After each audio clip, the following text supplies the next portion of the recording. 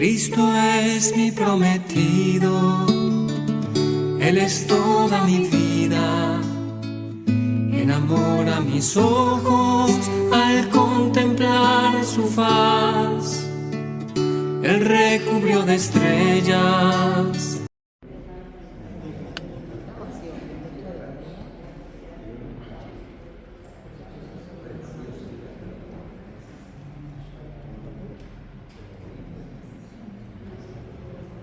Pues buenas tardes, vamos a comenzar el segundo día de Teresita en las reflexiones que estamos haciendo. Y hoy tocaría hablar pues, de la belleza del mensaje de Teresita, la belleza evangélica del mensaje de Teresita. Voy a intentar hacer ver cómo el mensaje coincide con el Evangelio, con los elementos principales del Evangelio, y a través de eso pues ya de ver cómo este mensaje es bello, es precioso y tiene unos contenidos, ¿verdad?, de mucha atracción, al mismo tiempo que de mucha radicalidad, mucha fuerza. En la conferencia trataría primero de situar hacia dónde va el mensaje de Teresita, después hablar un poquito de qué es la belleza y luego a continuación ya pues, iremos viendo los elementos que constituyen ese mensaje de Teresa del Cielo. Podemos decir que el mensaje de Teresa se coincide con la belleza de la gracia, o sea, la gracia la que constituye la esencia, ¿verdad?, del contenido del Evangelio. Y la gracia, en este caso, pues se va a manifestar en forma de belleza. Y podemos decir que los tres manuscritos principales de Santa Teresita pues, van dirigidos a la expresión, ¿verdad?, de la explosión, diríamos, del mensaje, que es la proclamación de la misericordia del Señor. El primero termina en la ofrenda del amor misericordioso, el segundo es un canto a la caridad, perdón, el segundo es la expresión, ¿verdad?, de Teresa, que dice que yo seré el amor, y el tercero es un canto a la caridad muy grande, porque habla ella precisamente de esa virtud de una forma especial. Por tanto, todos los tres manuscritos terminan en una explosión, ¿verdad?, del amor de Dios y de la misericordia de Dios. Entonces, esta primera parte de la conferencia pues no voy a leer nada, sino que lo voy a explicar un poco para situarme y para poder entrar dentro del contenido del mensaje. Bueno, entonces diríamos que todo el proyecto de Teresita termina en proclamar la gran misericordia de Dios. Esa palabra. Ella utiliza la misericordia de Dios, el amor misericordioso utiliza esa expresión porque no conoce otra, pero quiere decir más.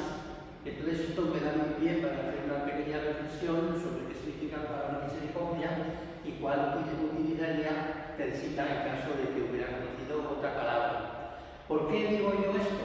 Pues porque la palabra misericordia, que parece tan bonita, es una palabra que es distante, no refleja lo que quieren decir las Santas Escrituras de Dios con respecto al hombre, al hombre y a la mujer, al ser humano. ¿Y por qué es distante? Pues miren, se ve enseguida si es distante esta palabra, no parece muy bonita, ¿verdad?, pero es muy distante. ¿Por qué es distante? Pues miren, esta palabra no la usa ninguna madre para sus hijos ni ningún padre para sus hijos. O sea, los padres nunca hablan de tener misericordia de los hijos, siempre dicen que les quieren, les aman. Y digo yo, entonces, ¿por qué a Dios no le usamos esto? Y es que esa palabra se ha metido en la iglesia y se ha metido con una fuerza tremenda. Y bueno, en el fondo la gente, cuando la oye, pues quizás va más allá de lo que significa la palabra, pero la palabra en sí no es correcta, no es la exacta, aunque parece muy bonita, por eso os acabo de decir, porque siempre indica una cierta distancia. Y en las Sagradas Escrituras, cuando se emplea esta palabra, este tipo de palabra, en la Biblia no significa lo que significa en las lenguas modernas. Es decir, en las lenguas modernas están los autores de acuerdo en que la palabra misericordia no corresponde a la palabra misericordia de la Biblia. Por tanto, cuando la traducimos en nuestras lenguas modernas, no estamos entendiendo la Biblia, la estamos distanciando. Pero es más, para darse cuenta de este problema, que es un problema muy serio, pues para darse cuenta de este problema, según ha ido avanzando la revelación, según ha ido avanzando los libros de la Sagrada Escritura, o sea, el Nuevo Testamento, pues el libro último del Nuevo Testamento, que es el Evangelio de Juan y los escritos juánicos, bueno, pues en el Evangelio de Juan no se usa nunca la palabra misericordia, ni siquiera se usa esa palabra en sus derivados. O sea, no sé, porque podía ser que no se usara la palabra misericordia, pero podía usarse en sus derivados, ¿verdad? Algún derivado. No hay ningún derivado. Por tanto, el evangelista Juan, que conoce muy bien el corazón de Jesús y que es el discípulo amado, pues si no la usa, pues es que esa palabra no es correcta. Por tanto, con esto quiero decir lo siguiente, que la vamos a usar, pero tiene que ser en el sentido ese profundo que le voy a dar a continuación y que Teresita no conocía la palabrita que le hubiera dado a ella pues un pie para usarse con la palabra, porque ella, como dije ayer, pues Teresa de Lisieux es muy revolucionaria en su manera de pensar, en sus formas, y entonces pues hubiera cambiado la palabra. Hay una palabra en el mundo hebreo que se llama Gesed, y esa palabra va más allá que la misericordia, es intraducible, y nos presenta a un Dios que se acerca al ser humano abajándose. O sea, en vez de ser un Dios que juzga al ser humano, se abaja y le busca. Para darnos a entender lo que significaría esta palabra que es Gesed en hebreo, pues indica que es como si Dios tuviera, lo digo así, como si Dios tuviera necesidad de nosotros. De la misma manera que muchas veces, ¿verdad?, cuando un niño, un chico se va de casa, la madre siente necesidad de él, verdaderamente necesidad. Hay interiormente un golpe del corazón que siente necesidad. Bueno, pues eso es lo que siente Dios con nosotros. Pero no solamente, Dios no siente eso solo con el justo, lo siente con el pecador, es lo grave. Entonces, esto lo desconocía Teresita.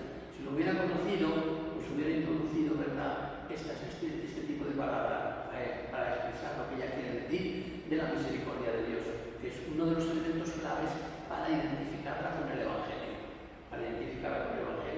Entonces, es esta palabra, como digo, y que es intraducible y que está ahí, y que evidentemente que tiene ese contenido en realidad, pues es muy sencillo todo. Si hiciéramos desaparecer la palabra misericordia y pusiéramos solo amor, Dios ama, basta. El amor siempre en la Biblia, en las Sagradas Escrituras, es algo que se acerca al ser humano y que todo el mundo lo entiende. Y que no juzga nunca, busca al otro. Y en el amor siempre se necesita al otro. El que quiere normalmente necesita al otro, aunque parezca que le da con el amor, lo está necesitando también.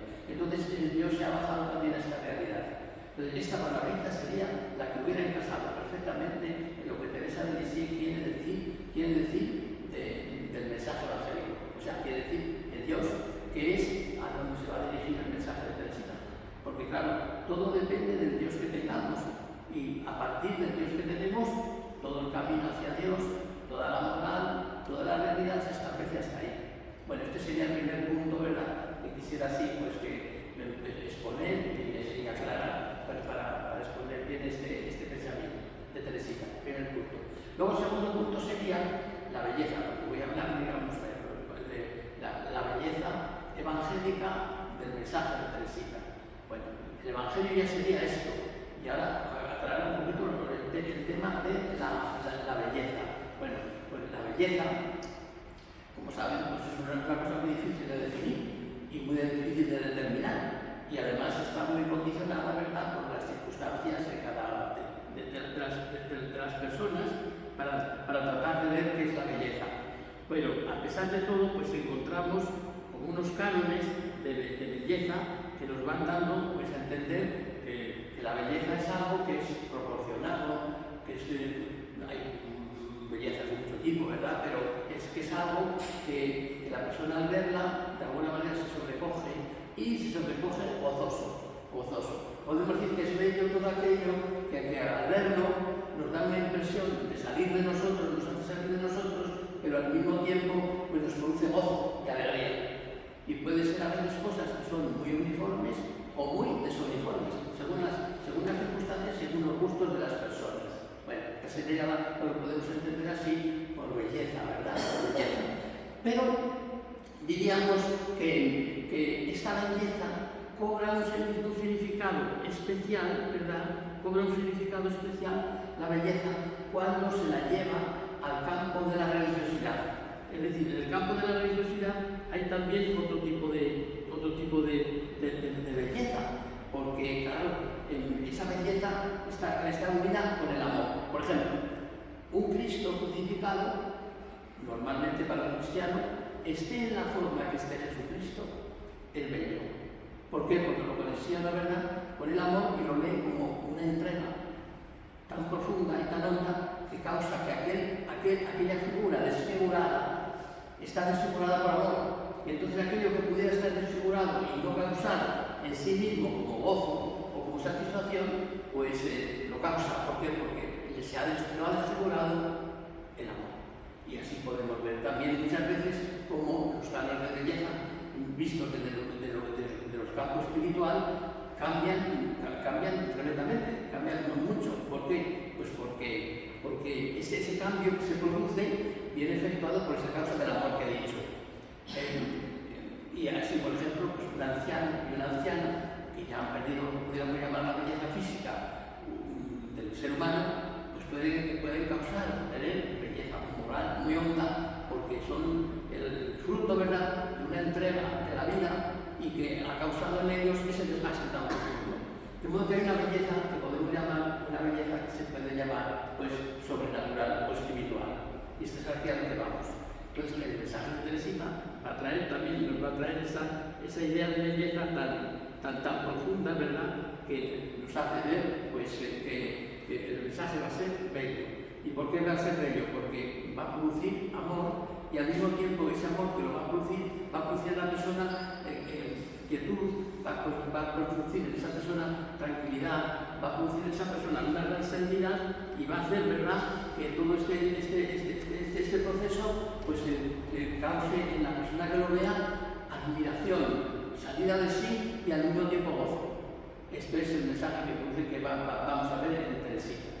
Y con respecto a lo que decía al principio, de que esa expresión Gesed tiene mucha fuerza, pues está puesta de tal manera que el Evangelio de Juan la emplea para reflejar la idea de que es Jesucristo. Y así, por ejemplo, nos dice, la ley fue dada por Moisés, la gracia, Gesed, y la verdad, Geme, por Jesucristo. Por Jesucristo. Y un poco anterior ha dicho que la Gesed y la Geme están en Jesucristo. Jesucristo es Gesed. O sea, que Jesucristo será la Gesed, decía, el amor entrañable, profundísimo, de entrega total a la realidad, a nosotros, y al mismo tiempo pues, se pone Geme como verdadera, como verdad. O sea, la gracia, la ley fue dada por Moisés, la gracia y la verdad han sido dadas por Jesucristo. Esa palabra verdad, muchos no la traducen así, sino que dicen la Gesed eterna, o sea, verdadera, la única ha sido dada por Jesucristo. Entonces, se nos presenta aquí la inclinación más profunda del Señor entregado a nosotros. Y esta realidad de Dios que les estoy describiendo, pues la tenemos en algunos momentos de la Sagrada Escritura muy clara, porque después Teresita va a insistir en ella. Bueno, por ejemplo, cuando el padre de la parábola acoge al hijo, el padre del hijo pródigo, fíjese qué acontecimiento sucede más llamativo y más fuerte. Pues que el hijo viene para hablar con Dios y viene preparado para decirle que ha pecado mucho, que no es digno de llamarse hijo suyo, que ya no tiene derecho a nada. Ese discurso que se había preparado. Pues bueno, viene en este momento, viene a Dios así, y Dios no le escucha. Bueno, el padre, la palabra del Padre es Dios, no le escucha y dice, celebremos un banquete, matemos un ternero cebado. El otro viene con todo el problema, voy a decirle a mi padre que he sido un indigno, sí, con todo ese problema. Y Dios, Dios, que es el padre de la parábola, no lo escucha. Y dice, celebremos un banquete.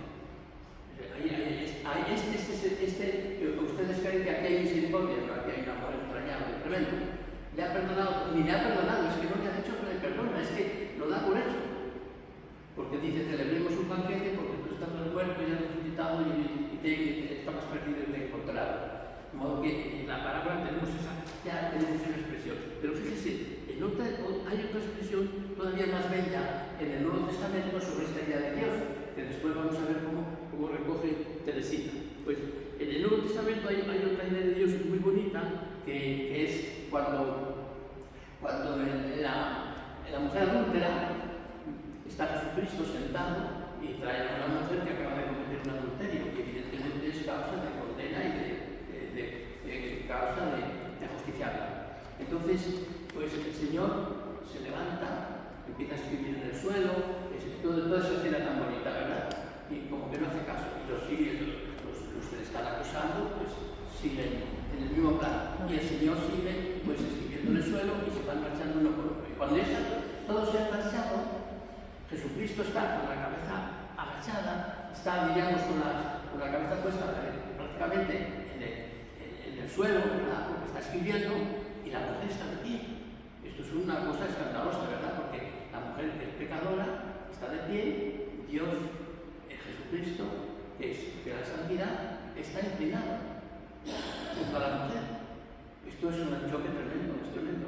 Pero lo más bueno no es eso, es que después que se han marchado todos, claro, todo esto es explicar, pero lo estoy resumiendo, pues después de que se han marchado todos, pues ¿qué sucede? Pues que dice, Jesucristo le dice a la mujer, nadie te ha condenado, pues tampoco yo te condeno, vete en paz y no peques más. Fíjense, sin reniebla nada, sin decirle nada, esos son momentos tan especiales del amor que definen lo que es verdaderamente Dios con nosotros. ¿Qué quiere decir esto? Que Dios no tiene en cuenta el pecado, sí, exactamente, lo tiene muy en cuenta, pero que tiene un perdón tan enorme cuando hay un movimiento en la persona de acercarse a Jesucristo, es un perdón tan enorme y tan fuerte que desborda todo, desborda todo.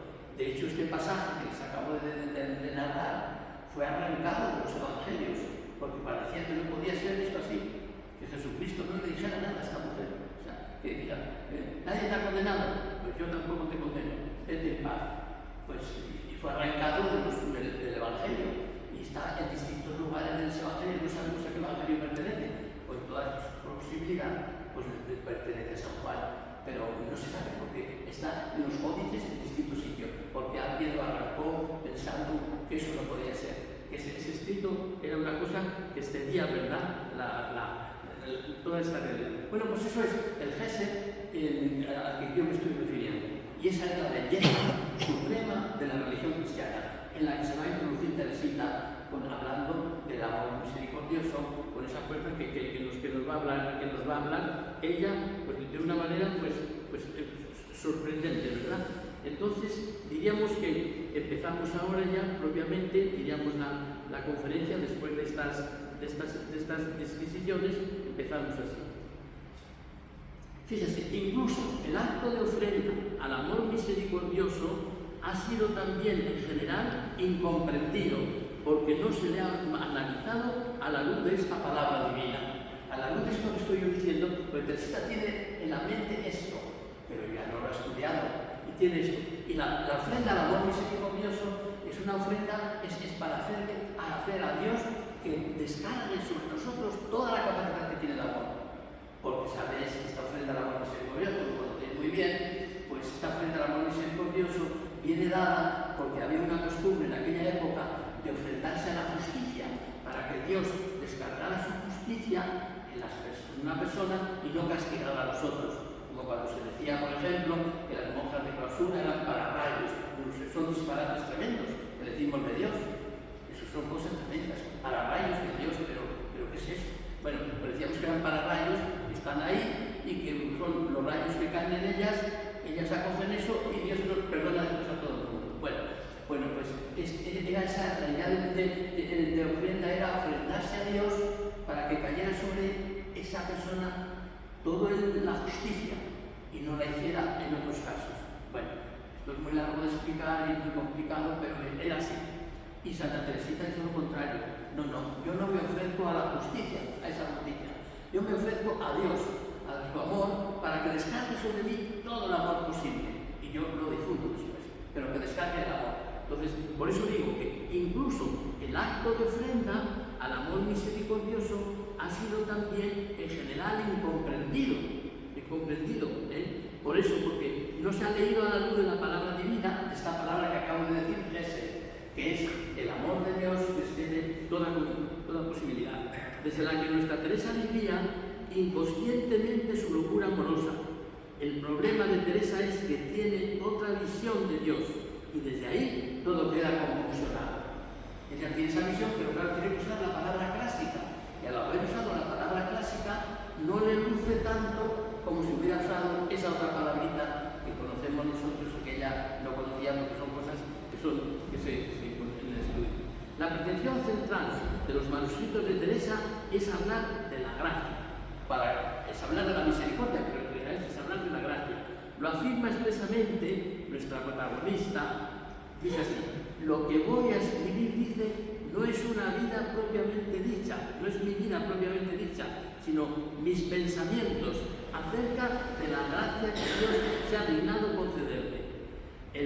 Eso es el manuscrito A, pero es que todos los manuscritos, como he dicho, terminan siempre cantando esta grandísima misericordia, ¿verdad?, del Señor. Esta idea del amor la aproxima del todo, diríamos, a la Gese, cuando ella dice: yo seré el amor. En el corazón de la Iglesia de mi madre yo seré el amor. Estamos en la línea, esa primera que yo les he dicho, que ella no dice y tiene que usar esa palabra que contradice un poco a su mensaje. Así, el manuscrito es un canto al amor desde sus comienzos hasta su desbordamiento oceánico. Escribe a su hermana Inés: tú conoces los ríos, o mejor, los océanos de gracias que han venido a inundar mi alma en esta época. Y verá toda la historia desde el amor. No sé si alguien ha hecho esa lectura. Teresa va a leer toda la historia de Dios desde el amor, que luego de vez en cuando me llama misericordia. No es una palabra que use mucho, misericordia, pero la tiene que usar para podernos entender. Teresa nos ofrecerá una experiencia bellísima de la existencia cristiana. Es cuando vamos a contemplar aquí. Y ahora pues paso lo de la belleza, que ya lo expliqué un poquito, para no complicarlo, y entramos de lleno en el mensaje de Teresita. Teresa, la belleza o un cuento de hadas. La historia de Teresita no parece una historia real. Leí una parte que no logro determinar para dejar constancia de ello, que el antiguo gobierno chino intentaba contrarrestar el gran influjo religioso de Teresa, afirmando que no se trataba de una historia real, que más bien era una novela católica. Eso en tiempos de Mao Zedong. Un cuento de hadas. En realidad eso parece esa historia en la que lo religioso se encarna en una idolatrada princesa que no sé por qué arte de magia convierte todo lo que toca en lirismo, en mimo sagrado. La misma adversidad se ve transfigurada, diríamos, y alcanzada por una especie de transparencia, de belleza y de sentido que no sabemos de dónde sale. Todo lo que toca a esta mujer lo llena de belleza. Desde su infancia hasta su muerte, a los 24 años, todo lo que la rodea parece creado para contornear su figura, al mismo tiempo que los espacios y las horas parecen también hechos como con la intención de configurarla. Esto lo mismo puede decirse de sus padres y hermanas en su niñez y juventud, que de las religiosas que convivieron con ella. Todas y todos simulan figuras de un tablero que se mueve al ritmo de una mano invisible, siempre en vista de darle color, luz, perspectiva a esa figura de capricho. Parece como que todo está, pues cuando leemos la historia de Teresita, realmente parece lo que decía el gobierno chino, parece una novela, un cuento bellísimo, pero es así, donde todas las figuras pueden estar puestas para que ella haga sobresalir un aspecto de su vida. Teresita es como la expresión jovencita de lo invisible que se quiere hacer visible a los ojos.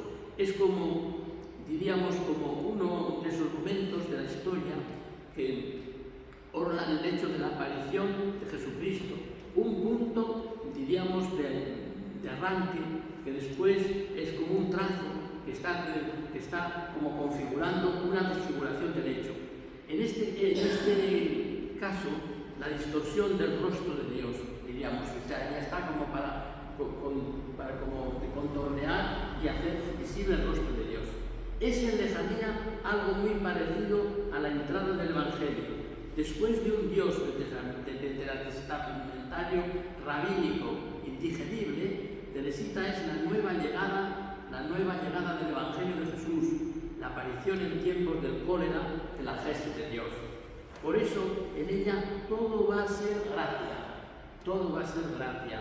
Será obra del Espíritu que transformará a una niña enfermiza en aguerrida luchadora, dama de hierro, a una jovencita de muy limitados saberes teológicos en una gran maestra de la fe. Ella será la gracia hecha mujer, la fe en transparencias femeninas. Se va a hacer casi como la gracia, como si fuera la gracia, como si fuera el Espíritu. Es una obra de Dios pues increíble, maravillosa. El manuscrito nos irá dejando ver cómo ese germen de la gracia va construyendo una obra de arte, belleza de lo pequeño, como el Evangelio, a cuyo resplandor no resistirá el mundo viejo que se desplomará. Y se desplomó, claro, se desplomó ante esta figura que aparece. Un buen conocedor de nuestro personaje ve así los hechos. Aquí está Teresa de Lisieux, voz pequeña de Dios, que casi sin saberlo la hicieron suya los padres conciliares del Concilio Vaticano II y la han amplificado a los cuatro vientos los teólogos posconciliares, volviendo la mirada a la pureza del Evangelio. O sea, es una cosa increíble, ¿verdad? Una chiquilla sin preparación teológica haya conmovido los cimientos de la Iglesia y los haya conmovido para hacer ver que el Evangelio llega, que vuelve otra vez el Evangelio. Y la gran Edith Stein exclamará un tanto extrañada ante la perspectiva negativa de una amiga a quien no le gustaba Teresita: lo que usted ha escrito acerca de Teresita me ha sorprendido. Por primera vez me ha hecho ver que también se la puede contemplar desde este lado. Mi impresión era solo que aquí hay una vida humana modelada hasta el final, única y exclusivamente por el amor de Dios. Una vida que todo es amor de Dios. Yo no conozco nada más sublime y en la medida en que es posible, de ello quisiera impregnar mi vida y la vida de todos aquellos que me rodean.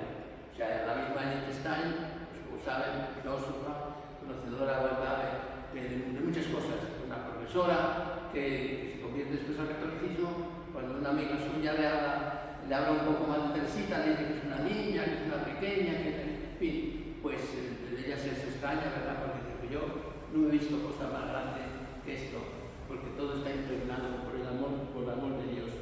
Y un esclarecido teólogo de nuestros días no dudará en afirmar: el inmenso eco que tuvo la voz de Santa Teresa de Lisieux solo es compatible sobre ese fondo, solo es comprensible sobre ese fondo de historia espiritual de Europa, determinada por el deísmo y jansenismo, el racionalismo y el idealismo. Ella dio un vuelco a esa historia. Sin ninguna formación teológica especial, ella ha ido derecha a los temas esenciales, invirtiendo los centros de referencia. Este es un gran teólogo, Gregorio González de Cardenal, el que se encuentra en Teresita y ha dado un giro a todo, ha cambiado el deísmo, ha cambiado toda esa opinión europea que teníamos, ha cambiado el mundo viejo y lo ha hecho joven, mentalmente. Luego quizás no hemos entrado en ello, pero mentalmente. Al igual que después de aquel invierno del Antiguo Testamento surgió una luz en la bella Galilea, tierra de Zabulón, tierra de Naftalí, que dice San Mateo, la ribera del mar, al otro lado del Jordán, Galilea de los gentiles. Ahora, de aquel infierno jansenista de la Iglesia surge la Madre Teresita, nueva Galilea, pequeña y dulce como aquella, con el anuncio de la bella noticia, y como la mujer de los cantares nos advierte que ha pasado el invierno y las flores han aparecido en nuestra tierra. Más tarde, la soñadora normanda nos prometerá una lluvia de rosas. como ha pasado el invierno, ha vuelto la primavera, nos puede decir, y ella pues, nos promete esa lluvia de rosas. Diríamos que la entrada de Teresa en la tierra presagiaba un cataclismo en el corazón seco y encogido por aquel Dios terrible, el invierno, cuya sola mirada petrificaba. Ella fue la repetición de aquella mensajera, Isaías la pone en femenino, que anunciaba una nueva y bella noticia a Sion, y cuyos pies de linda misionera en la montaña fascinaron la mirada y cautivaron el corazón del profeta. Cuando Isaías habla de esa mensajera que va a venir, que es la palabra, pues eso, se imagina aquí que es esta Teresita también, son momentos especiales en donde va a convulsionar todo, como la palabra. Ella anunciará también desde la cumbre del monte, ahora el Carmelo, para sorpresa de Elías y estupor de Nietzsche, que Dios ha resucitado y vive para siempre. Vive para siempre. Como saben, Teresita ha entrado también en el corazón de los científicos y de los ateos. Posiblemente la única santa que leen los ateos es Santa Teresita y a San Juan de la Cruz, que son místicos y además religiosos y separados del mundo. Muchas veces el teólogo piensa que hay que estar metido en el mundo para que estos ateos, estas personas que no conocen el mundo, los científicos, pues tengan que leer estos personajes, ¿no? En este caso, a esta persona, Teresita la leen y suele ser una chiquilla, pues gente con muchos problemas. Yo me enteré una cosa que me parece increíble. Cuando todos, me imagino que aquí, todos los que estamos aquí conocimos, o por lo menos de nombre, conocimos al presidente de la República Francesa, Mitterrand. Bueno, pues Mitterrand le declararon un cáncer, y un cáncer irreversible. Bueno, pues yo me he enterado que Mitterrand pidió que le dejaran ver tener o ver, no sé qué es lo que era, la reliquia de Santa Teresita. Fíjense lo que supone este señor, que era, pues, por lo menos ateo, yo creo que era ateo, si no, era agnóstico, pues pidió la reliquia de Teresita, de esta mujer. O sea, Teresita se ha movido en unos ambientes tremendos después de mucha lejanía de la Iglesia. Y entonces nos acercamos ahora al rumor del Evangelio, a ver dónde está esa cercanía de Teresita con el Evangelio, que ya más o menos lo hemos ido diciendo. Sin duda alguna, la impronta evangélica es algo intrínseco a Teresita. Posiblemente la realidad central que la configura. Bastaría recordar que al final de su proceso, como explícitamente nos dice ella, ningún libro le tocaba el alma. En parte ni siquiera el resto de las escrituras, solo lo hacía el Evangelio. Bueno, evidentemente que era toda la escritura, pero ella se refería solo al Evangelio. Ella, ante todo, fue una vuelta al Evangelio. Llegó después de una iglesia que había ido asumiendo muchas culturas, estilos y modos religiosos a lo largo de los siglos.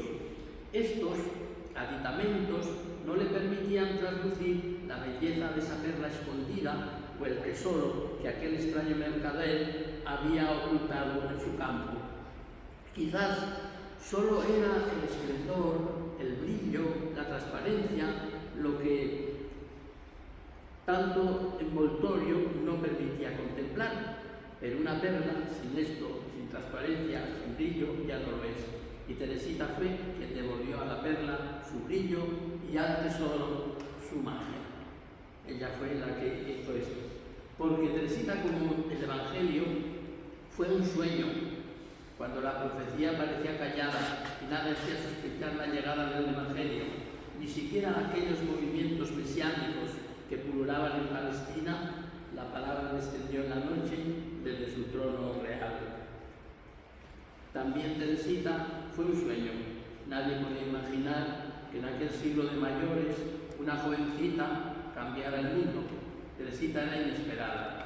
Una muchacha muy lista, sí, pero con una cultura muy limitada, que afirmaría que la instruía Jesús en secreto en el corazón, que leyó muy poquitos libros, que al final los poquitos que leyó terminaron por no decirle nada o casi nada, como acabamos de recordar. Solo quedó la Sagrada Escritura y al final esta se redujo casi solo a los evangelios, algo que sería suficiente para acusar a alguien de hereje, por decir que solo le llena la Sagrada Escritura y solo los evangelios, solo el evangelio, ni siquiera en alguna medida las otras partes de la Santa Biblia, y a ella se la declaró doctora de la Iglesia. Todo ha sido como un prodigio continuo, ¿verdad? Que esta chiquilla que no ha asistido a ninguna clase de teología, pues sea doctora de la Iglesia.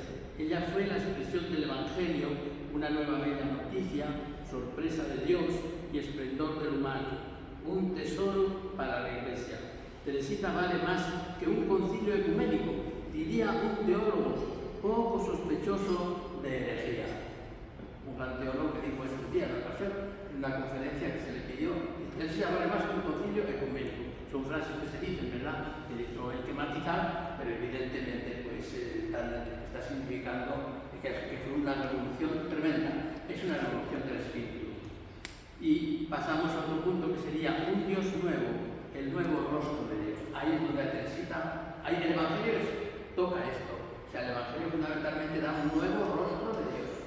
Lo que pasa es que nosotros luego nos volvemos en otras circunstancias, en otros modos, en otros estilos, y el rostro termina por no ser el rostro ese puro que hemos sacado de fotografía, sino que se nos cubre, se envuelve y no aparece. Bueno, pues vamos a ver este nuevo rostro de Dios de Teresita. La raíz del Evangelio es la proclamación de la paternidad de Dios, que envía a su Hijo al mundo como esplendor de su rostro. Pero este Dios, que se hace cercano en Jesucristo y que se halla presente en toda la realidad, lo hace de forma especial en lo pequeño. Podemos afirmar que hasta el Evangelio Dios brillaba en lo grande, en lo suntuoso. Ahora su epifanía acontece en lo insignificante, en lo casi imperceptible, en la vida corriente, en las cosas de cada día. Él mismo se desviste y se hace hombre, diríamos. Nazaret, desconocido en la Biblia, es todo un símbolo y un poema para llamarle a Jesús, Jesús de Nazaret, de un pueblo que no es conocido en las Sagradas Escrituras. Así, la infinitud de Dios se muestra como cercanía. De este modo, la ponen también de relieve las parábolas, de tal manera que llegaría a decir Jesús que si no se tienen las actitudes y el corazón de un niño, que son las actitudes del Padre, no se podrá traspasar las puertas del reino de los cielos. El Padre se revela en el niño, el Dios Padre se revela en el niño, del pequeño, Este es el cambio total. Dios se revela en lo pequeño. Nosotros realmente siempre hemos identificado a Dios con lo grandioso, pues ahora no. Ahora es con lo pequeño. ¿Y lo pequeño qué quiere decir? Aquel que se cree que depende de Dios en todo, aquel que se confía a Dios, aquel que se abandona. Eso es lo que significa pequeño. Este es uno de los aspectos del Evangelio. Y el otro se refiere a que Dios es amor, porque ese amor se derrama como amor. Es decir, que Dios sale de sí en su creación como amor que se desborda. Todo se va a ver vestido de amor, incluso la justicia. Teresita va a ver incluso la justicia vestida de amor. Ese amor requiere ser acogido. Hasta Teresa podemos decir que era solo la justicia la que exigía ser satisfecha. Teresita descubrió que el amor exige ser correspondido y ser satisfecho también. Hay que satisfacerlo. Y por tanto hay que abrirse al amor de Dios, porque esta figura de Dios es diríamos, como muy representativa. Se figura a Dios lo de la justicia como algo que tiene Dios interior que tiene que descargar, porque si no descarga esa realidad, pues interiormente no se hace la justicia. Entonces hay como que descargar una fuerza enorme que en este caso sería el castigo. Pues Teresita descubrió que lo que Dios tiene que descargar no es el castigo, sino el amor inmenso que tiene, que no puede con él, y tiene que descargar, y el ser humano acogerlo. Y el pecado consiste en no abrirse a ese amor y no saber acoger ese misterio tan profundo. Bien, veo que va avanzando bastante el reloj, entonces la idea de Dios queda así clara. Después ella nos va a dar también una idea nueva de la comunidad cristiana, diríamos de la iglesia, pero diríamos que lo importante es la figura que nos va a dar de Jesús, que va a ser la representación de Dios. esa figura de Jesús va a ser clave para nosotros. Y esa figura de Jesús es el que ha venido a redimirnos, pero que ha venido en un plan de acercamiento, de proximidad. Y ella dice, a un Dios que se ha hecho niño, yo no puedo tenerle miedo. Un Dios que se hace niño, es que es inconcebible esta concepción, ¿verdad? Que está en el Evangelio, pero que Teresita lo que hizo fue ponerlo en vivo, o sea, sacarlo y hacerlo ver. Porque solo hemos tenido siempre el Evangelio, pero nadie se acordaba cuando era pecador o cuando tenía cosas o afrontaba el problema de Dios, nadie se acordaba de esa realidad, de que Dios se hizo un niño por nosotros. Bueno, se hizo un niño, se hizo un crucificado. Teresita lo ve en tres formas en Jesucristo. Niño, crucificado, o sea, entregado totalmente, y después la figura de esposo, o sea, esposo, amigo, compañero del ser humano. No pone la figura de mujer, no digo que no lo sea, pero no lo pone ella. Entonces esa idea es muy bella. Después nos da otra idea muy bonita también de la iglesia que ella recibió, pues cuando se encontró con León XIII, que tuvo un encuentro muy bonito, porque hubo un momento en ese encuentro de Teresita con León XIII, cuando le pidió a León XIII poder entrar en el Carmelo a los 15 años, que León XIII, que era un hombre muy listo, muy inteligente, se fijó en los ojos de Teresita y le clavó los ojos a Teresita, y Teresita se los clavó a él. Y cuando ya la arrancaron prácticamente de su regazo, porque estaba allí pegando a él, pues cuando le arrancaron a Teresita para que dejara ya de hablar al Papa, pues los dos se fueron mirando. Y yo veo en eso como una realidad de cómo le traspasó la iglesia de León XIII a Teresita. Porque a partir de ese momento, todos los papas han tenido a Teresita como una niña mimada, la han tenido como una cosa especial en la iglesia, y que siempre, en algunos momentos, han hecho siempre unas declaraciones muy especiales y muy singulares para esto. Pero luego hay dos cosas en Teresita que la hacen muy evangélica. Dos cosas. Una es la sonrisa de la Virgen. Tengo ya, pues no tener tiempo, ¿verdad? Porque no quiero que preguntarles alguna cosa para que me puedan preguntar, dejarles algo de espacio. Pero hay dos cosas muy bonitas que suceden en Teresita. Una es la sonrisa de la Virgen. ¿Sabes? Como de pequeñita, pues estuvo muy enferma, pero estuvo muy enferma, y ella se curó, según dice ella, pues mirando, rezando a la Virgen, en el momento que estaba rezando, tuvo una percepción de que la Virgen la sonreía, y que esa sonrisa no la ha visto nunca, y que no se puede describir, o sea, hace unas alusiones mucho a esa sonrisa. Bueno, esa sonrisa quedó grabada en Teresita, y de tal manera esta mujer ha quedado, digamos, imantada y tocada por la Virgen María, que dicen que tenía una sonrisa, que es indescriptible. No se ha podido conservar esa sonrisa porque la fotografía de entonces, como saben, era muy difícil recoger los momentos, la fotografía acababa de nacer, era muy complicado. Y no salía porque Teresita se ponía muy nerviosa cuando le hacían fotografías, y no salía, no hemos podido tener la sonrisa de Teresita, que será seguramente la sonrisa de la Virgen. Entonces, todo es un mensaje, porque la sonrisa de la Virgen la llevó al alma. Entonces, todo su mensaje ha quedado tocado por la Virgen María.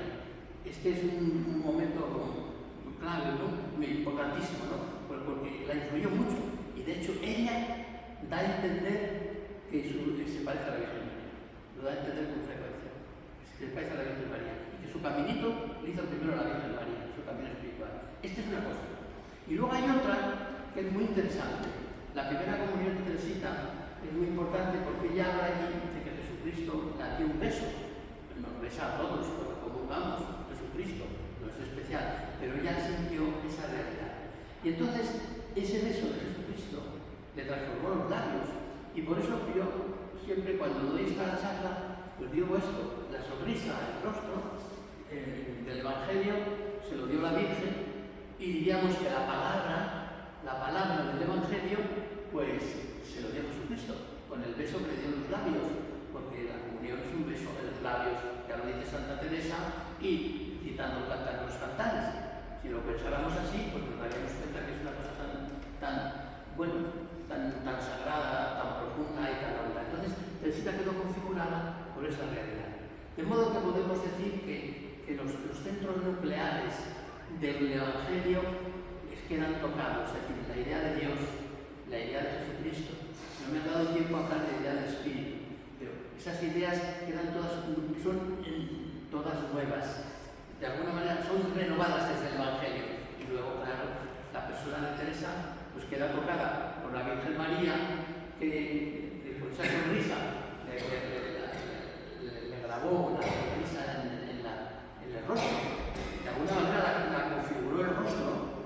Y después, pues diríamos que Jesucristo, con la primera comunión, que la transformó, la transfiguró, y luego al final, diríamos que Teresita quedó hecha en el nacimiento de Cristo, en una noche de Navidad, en 1886, cuando sintió que el Señor le produjo una fuerza interna, la transfiguró, y a partir de aquel momento, que era una chiquilla pues, con muchos problemas, muchas dificultades, lloraba con frecuencia, se transformó en una dama de hierro, una persona de gran fuerza. Entró en mí la caridad, no me busqué ya jamás a mí misma, y desde entonces fui feliz. Esto es el Evangelio.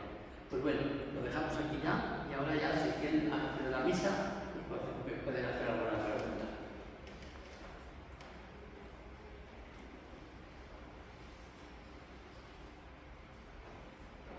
A ver, alguna preguntita. Sí. Bueno, Padre Secundino, primero que todo, muchísimas gracias por esta conferencia y usted me ha respondido varias preguntas ya durante su discurso y principalmente era sobre la ofrenda al amor misericordioso, que yo creo que es una cosa muy esencial en Teresita y muy novedosa en ella. Sí. Usted ha comentado de que el jansenismo, la justicia, el rigorismo y Teresita lo transforma, pero a mí lo que me pasa es que choca un poco en el sentido de que ella se ofrece al amor para que Dios se desahogue en ella, en el amor. Exactamente, sí, muy bien. Y luego, pero ella no menciona la justicia, por así decir, una justicia legalista que la castiga, pero en ella veo que sufre. Ahí no se desahoga en parte la justicia también, con la noche de la fe, la Bueno, tuberculosis. la purificación esta que tuvo, que fue de un sufrimiento tremendo, moral, en la noche de la fe, y físico, por la tuberculosis que le alcanzó no solamente los pulmones, sino también el vientre. Prácticamente la tuberculosis llegó a todo el cuerpo y fue una cosa terrible, terrible. Bueno, no pudo usar morfina, etc. Bueno, eso yo creo que no fue ella lo entendió como el amor, como la purificación del amor, o sea, como el amor que purifica hasta hacerse pues, una cosa hasta hacer el amor, como eso. No lo entendió nunca como ofrenda como Dios, como un castigo, sino como una purificación tremenda. Es más, dice una cosa que yo he omitido aquí adrede, pero ahora ya te la digo, pues dice una cosa ella muy fuerte, escribiendo a su hermana Celina. Dice, a veces Jesucristo tiene que procurarnos tristezas que no le gustaría procurarnos, pero no tiene otro remedio para hacernos dioses. Y probablemente eso es lo que le pasó, para hacernos que tengamos, digamos, la condición de dioses, o sea, de hijos de Dios. Y probablemente habría que leer eso así, que eso es una purificación interna, profunda, y ella lo entendió siempre, porque cuando tenía esos dolores tan tremendos, me imagino que tú lo sabes esto, pues cuando tenía esos dolores tan tremendos, ella siempre decía, no me cabe en la cabeza, no puedo comprender tanto dolor, si no hubiera sido por tanto deseo como tengo de salvar a personas, de salvar almas. La mesa de los pecadores, ¿no? Que ella estuvo, ella menciona. Sí, o sea que no sería la justicia del pecado, sino como la entrega de Jesucristo en la cruz, como una colaboración a esa entrega de Jesucristo en la cruz. Una víctima, sí. Como víctima, porque Jesucristo no, también se ha visto a Jesucristo como que Dios lo castigaba, es terrible, pero así, pues ya, no, es el amor de Cristo que se entrega, ese amor.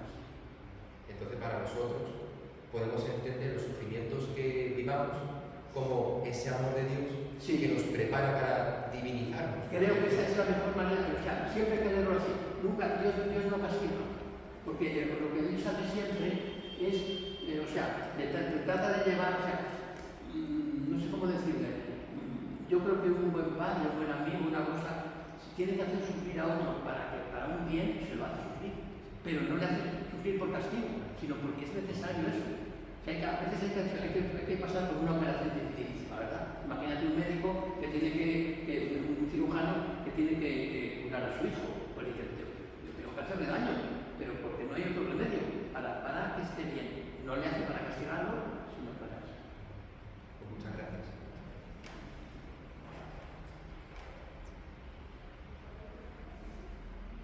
A ver, alguna otra preguntita.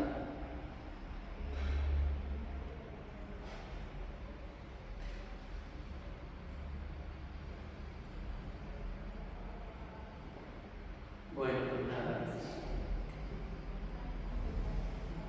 Pues aquí lo dejamos. Espero que lo hayan entendido lo que he querido decir, porque eran muchas cosas, como han visto, que he suprimido mucho, pero quería hacer ver eso como el mensaje de Teresita, pues tiene el sentido evangélico y tiene la belleza del evangelio. Y como hay una belleza religiosa, es interesante ver esto, hay una belleza religiosa que no tiene la fe, no percibe esa belleza religiosa, esa zona. Solo se ha estudiado mucho y es así, porque hay sentimientos, ¿verdad?, que no se pueden producir si no es, pues, un gran músico tiene ciertas bellezas, cierta belleza que yo no puedo descubrir o otro no puede descubrir, porque se mueven zonas muy especiales y hay bellezas que si no estás en esa zona no las percibes. Lo mío sucede en lo religioso, hay una belleza religiosa, ¿verdad? Entonces esta belleza religiosa es la del Evangelio que hace, ¿verdad?, que Dios aparezca como el amor supremo, que lo cuida todo y como todos vemos que el amor es lo más bello que existe, pues encontramos ahí en esa revelación de Dios que se expande también esa forma de belleza. Pues muy bien, pues muchas gracias.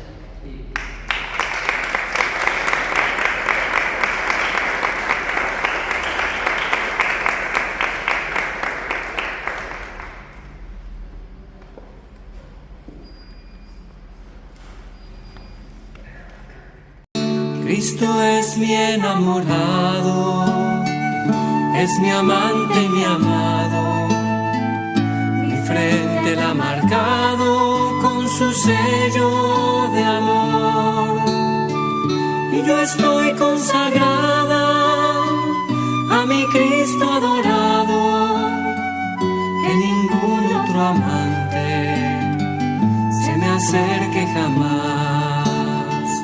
En su sangre preciosa me siento empurpurada